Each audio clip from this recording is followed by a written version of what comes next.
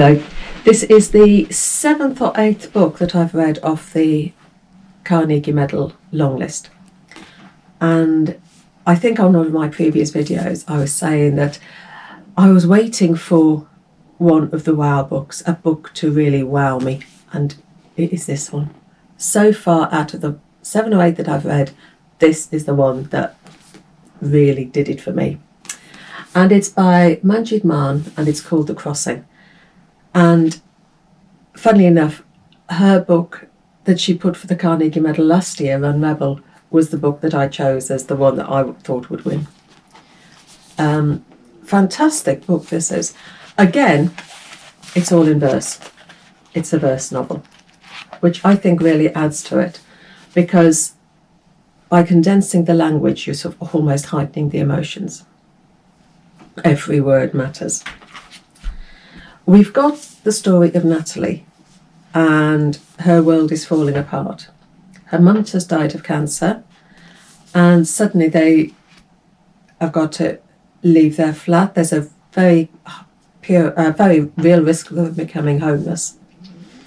And her brother's way of coping with the grief is to go join with a far-right gang. Swimming is the only place that she gets refuge.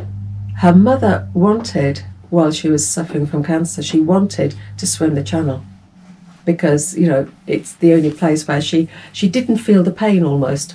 She felt fear in the water, but she died before she could do it. So Nat wants to take up the gauntlet and swim the channel. Her mother was a refugee caseworker. They lived in Dover, so she had a lot of close dealings with refugees. And she wanted Nat to be compassionate and see that the people coming over, some of them had real stories that they were wanting to escape. The lives they were escaping from were awful. She starts training, and it gives her dad focus. It gives her dad something to focus on. It almost heals him. So that is one part. The second one is Sammy. Sammy is a young lad in Eritrea. He's just seen his father murdered, and his sister and a girl he's just had a date with, they've both been taken off by the army to join the camps as conscripts. And he knows that he will be next, he will be taken. And it's not like conscription was back in the 50s in the UK, where people were, they did 2 years national service and then came out again. It was conscription without end. Once they got into the Eritrean army, into this, there was no escape. So he wants to escape to Europe, to the UK. So with his friend Tesfaye, they run away and they start the journey to the UK. And it's a brutal journey, the things he has to go through. And you have his journey to get to the UK, and you have Nat's journey to swim the channel. And there's a connection between them. And they find there's a connection between them. And this whole story is told in 2 points of view. You have Nat talking, Sammy talking, Nat talking, Sammy talking, and you have repetitions of the lines.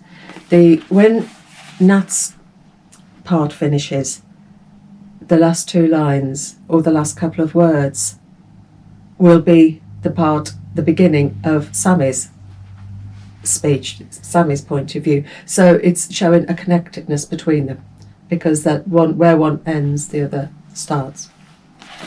A really powerful book. I really, really enjoyed it. It's heartbreaking, it's powerful, and it's got so many questions in there that you need to add the answers for. Absolutely brilliant. I hope that this gets onto the shortlist. The shortlist is announced any day now.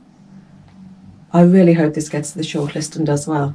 last year she didn't win the Carnegie, but her book was voted for by the shadow jury, the audience participation sort of jury. So it'd be brilliant to see this do well. I've got another few on the long list to read. I'm waiting for the library to send them my way. So we'll see how they go. But at the moment, this one I absolutely love. So that is The Crossing. I will see you later. Happy reading. Take care and bye.